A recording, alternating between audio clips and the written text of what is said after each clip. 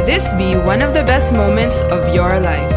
You're listening to the Business Mirror Podcast for a broader look on business with Senior Editor Dennis Estopace. Good day. Welcome to Business Mondays with BM, a segment of the BM Broader Look podcast, which focuses on the Philippine stock market.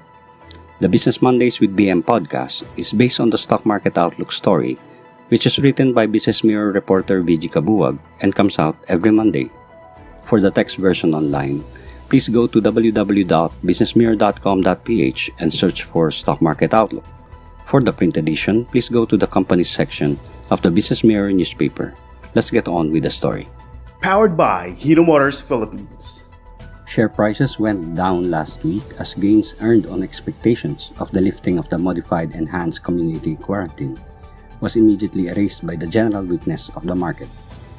The benchmark Philippine Stock Exchange Index fell 71.51 points during the 4-day trading week to close at 6,005.40 points. The market was down almost throughout the week. The market only gained after President Duterte announced that Metro Manila and nearby provinces will be reverted back to the much relaxed general community quarantine on Wednesday. The modest gains in sectors such as the holding firms and services failed to lift the market, even after the central bank decided to keep its rates steady last Thursday. Average daily trading for the week was low at 4.56 billion pesos, while foreign investors were net sellers at 1.92 billion pesos. Most sub-indices ended on the red, led by the broader all-shares index, which dipped 23.13 points to close at 3,573.06 points. The financials index declined 30.98 to 1,130.94.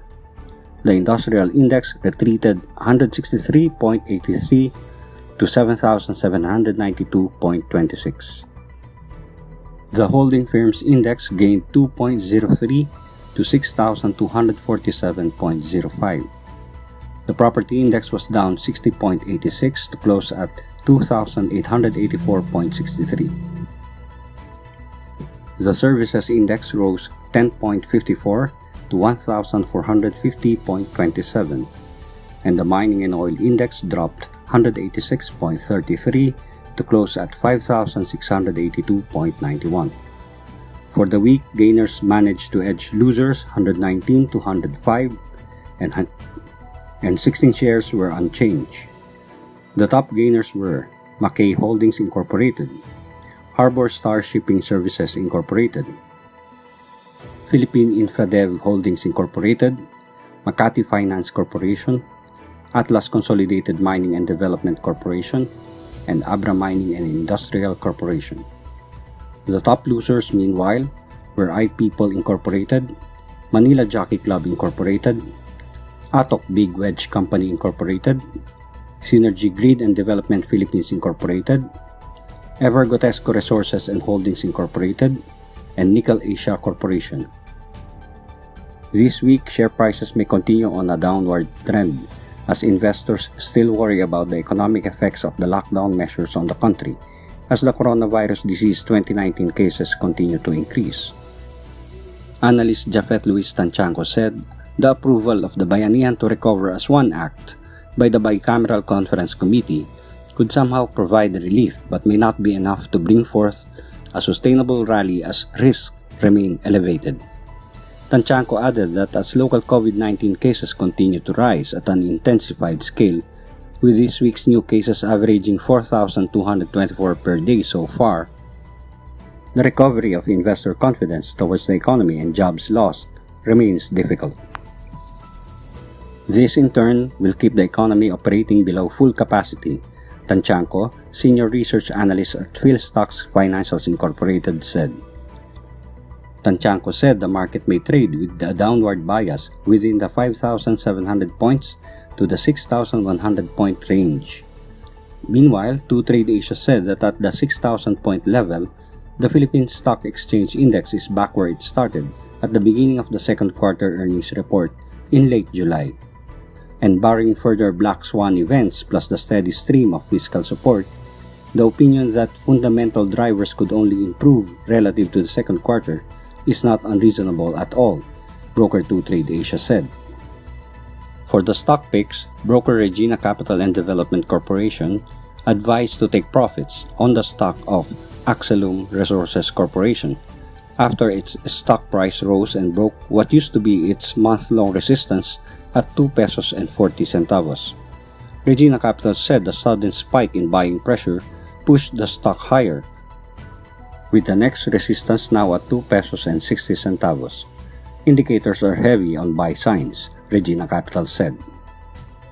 Regina Capital added that continued upturn may be possible, but watch out for brief pullbacks as it nears the said resistance.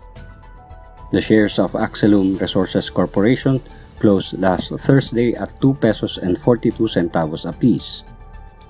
Meanwhile, broker Regina Capital also advised to take profits on the stock of Robinsons Retail Holdings Incorporated after the stock managed to sustain a 2-day breakout and is nearing the 2-month resistance at 68 pesos.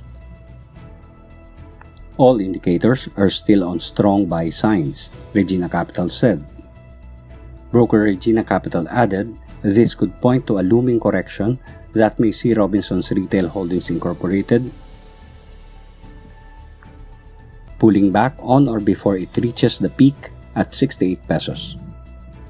Should the rally persist past that level, the stock would go as high as 70 pesos, Regina Capital said. Broker Regina Capital said now remains as good a time as any to take profits for investors that have a position. The shares of Robinsons Retail Holdings Incorporated closed last week at 66 pesos and 35 centavos apiece. Brought to you by Hino Motors Philippines. Thank you for listening to the Business Mirror podcast. For a broader look on business, follow us on Facebook and Twitter at Business Mirror. Until next time.